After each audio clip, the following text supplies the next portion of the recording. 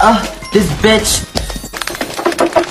Gaze the stars and seek your path. Oh my god. Wow.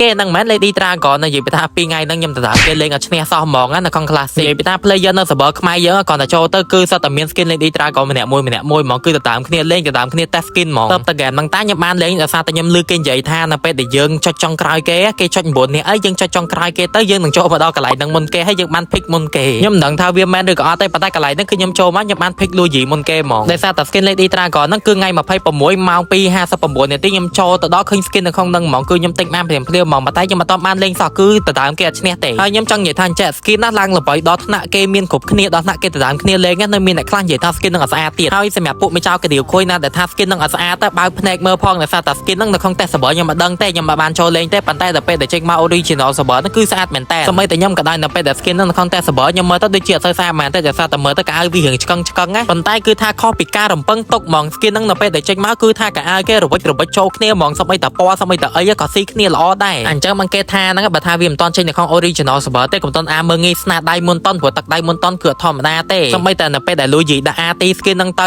កាលមុនគឺមានអង្គវត្តនៅពីលើហើយមានអ្នកទៀតប៉ុន្តែនេះហើយនឹងអង្គវត្តហ្នឹងមើលទៅអត់សូវស៊ីគ្នាទេដូចបិទស្កុតនៅពីលើអញ្ចឹងតែឥឡូវដល់ពេលដែលចេញមកគឺស៊ីគ្នាល្អណាស់តែខាងហ្វីលីពីនខាងឥណ្ឌូក៏គេតែសារថា skin ហ្នឹងស្អាតដែរតែសារតែមានអង្គវត្តមានអីច្បាស់អញ្ចឹងហ្មងគឺ detail ច្បាស់